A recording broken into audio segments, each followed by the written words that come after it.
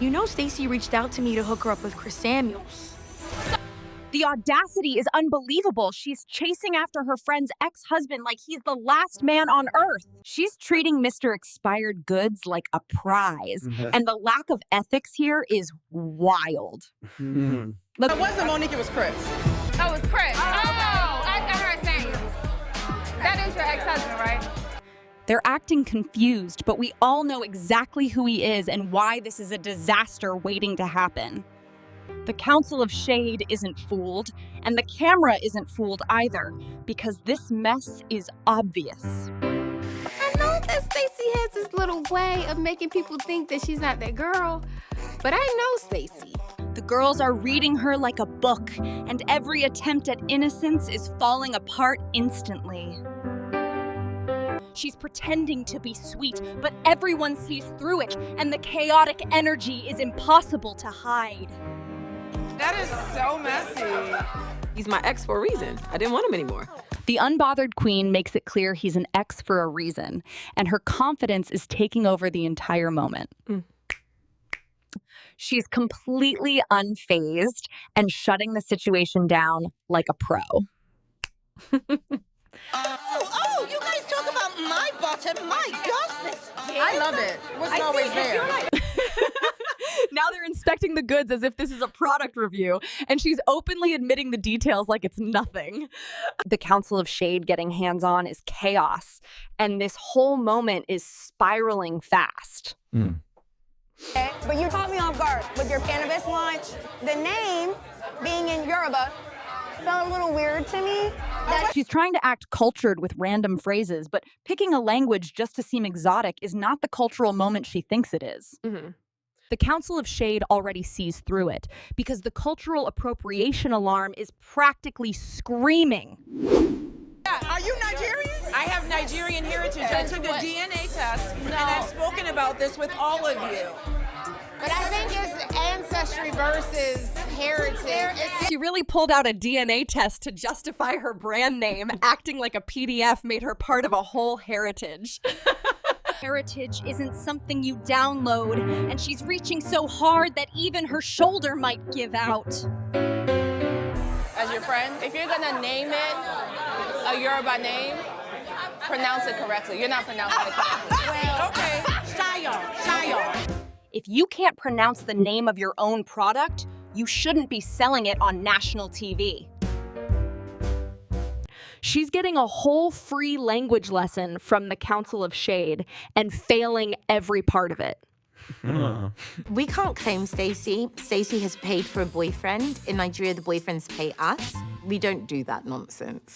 They just called her a sugar mama, and the shade is unreal because her buying everything screams more transaction than romance. Oh, wow. The Council of Shade is not letting that slide, and she looks completely exposed. Another instance of her not being genuine. Yeah, You know what I mean? giving money grab a little bit. Stacy. The verdict is clear. She's not interested in love, just the money, and the girls see right through every part of her act. They're calling out Miss Fake Saint for the fraud she's been hiding, and the store has officially closed on her act. I don't understand how this is a GNA float. It started as a fashion brand. I would have named it Booty Call Nightclub Wear. What is this? Like, I'm sweating looking at them. The identity crisis is real because nothing about this makes sense, and the Council of Shade is struggling just watching it unfold. And it feels like a fashion show mixed with a craft project, and he's begging them to pick a lane before this mess gets any worse. It then turned into us doing aerobics on the rooftop. What exactly is GNA? At this point, is it? They go from couture to rooftop workouts in seconds, and the Council of Shade is desperately trying to locate the business model. It's giving midlife crisis marketing, and the logic left the building before the cameras even started. At this point, is it a tax front? Did I know this was going to be a GNA float? I don't know, child. Like, listen. She said tax fraud, and that alone is enough to blow the roof off because even her friends think the business looks suspicious. If your own circle jokes that it's money laundering, it's time for an audit immediately. The time has come for us to get our booties on the float, bitch. Come on, let's go. Since she can't explain the business, she distracts everyone with moves, and the Council of Shade is slowly giving in. At this point, he's telling the ladies to twerk the confusion away because understanding the business is clearly impossible. You know, I haven't seen either of y'all in 5 years. I know. I didn't have any expectations, but like your energy, your vibe, it's been refreshing. Thank you. Yeah. Same to you. Last time we saw you, your life was different. Completely. 5 years later, and the glow up is undeniable because the unbothered queen walked out of that toxic marriage and stepped right into her prime. She used to look stressed, but now she looks blessed, and that is the true face of freedom. Yes. When I came into the group, y'all had like that solid relationship. We had a good image. Ooh. We had a good image. We all bought the fantasy because they looked like the perfect couple online, but behind the scenes, it was giving full horror movie. The image was cardboard and tears, and now the whole facade has finally collapsed. I wasn't being loved properly. I wish somebody would have told me, whoever you marry, that person could actually get worse.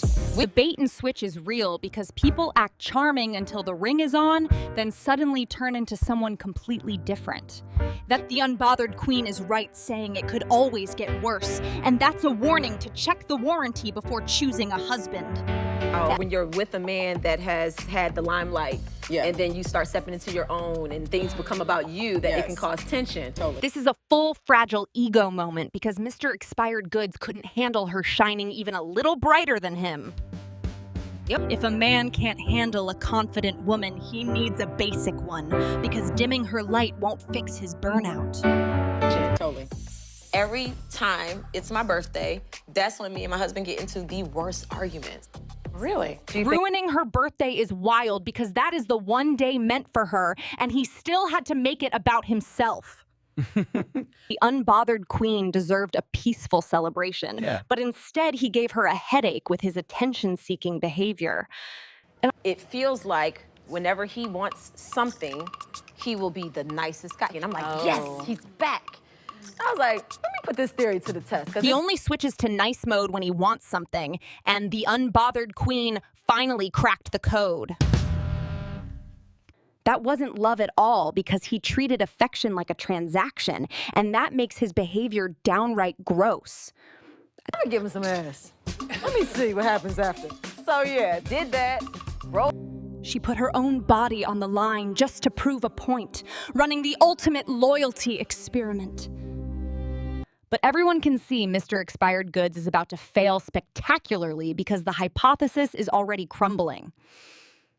Rolled over and it was nothing. I felt like a piece of meat once again. Wow. And the moment the mask slipped, he went right back to mistreating her like she didn't matter. She felt like she was being treated like a drive-through, and this was the exact moment the marriage truly ended.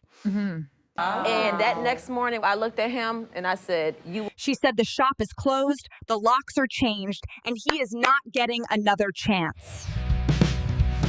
Mr. Expired Goods just got evicted from her life permanently, and that breakup was the most powerful mic drop moment. Now looking back, y'all actually added years onto my marriage. Wow. Because I didn't have to argue with him, I argued with y'all. The irony is wild because the Council of Shade accidentally saved the marriage by being the villains. The unbothered queen let them fight her battles while she played strategic chess the entire